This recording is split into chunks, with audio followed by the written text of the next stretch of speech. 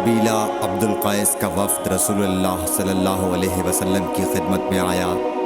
آپ صلی اللہ علیہ وسلم نے دریافت کیا کہ کون سا وفد آیا ہے یا یہ کون لوگ ہیں؟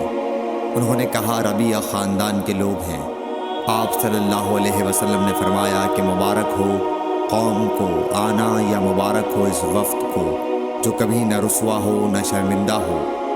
اس کے بعد انہوں نے عرض کیا کہ ہم ایک دور دراز کونے سے آپ کے پاس آئے ہیں اور ہمارے اور آپ کے درمیان کفار مضر کا قبیلہ پڑتا ہے۔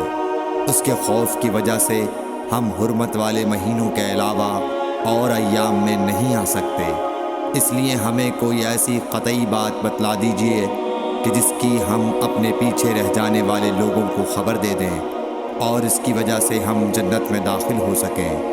تو آپ صلی اللہ علیہ وسلم نے انہیں 4 باتوں کا حکم دیا اور 4 سے روک دیا۔ اول انہیں حکم دیا کہ ایک اللہ پر ایمان لائیں، پھر فرمایا کہ کیا تم جانتے ہو کہ ایک اللہ پر ایمان لانے کا کیا مطلب ہے؟ انہوں نے عرض کیا اللہ اور اس کا رسول زیادہ جانتے ہیں۔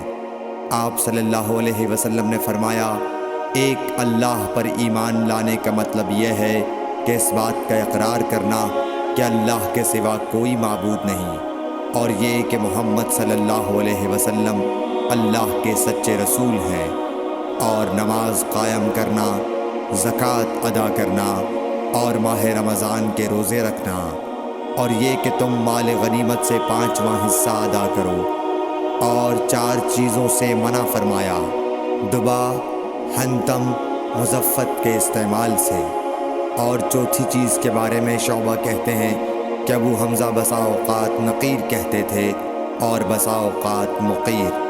اس کے بعد رسول اللہ صلی اللہ علیہ وسلم نے فرمایا کہ ان باتوں کو یاد رکھو اور اپنے پیچھے رہ جانے والوں کو بھی ان کی خبر کر دو۔ صحیح بخاری حدیث نمبر 87۔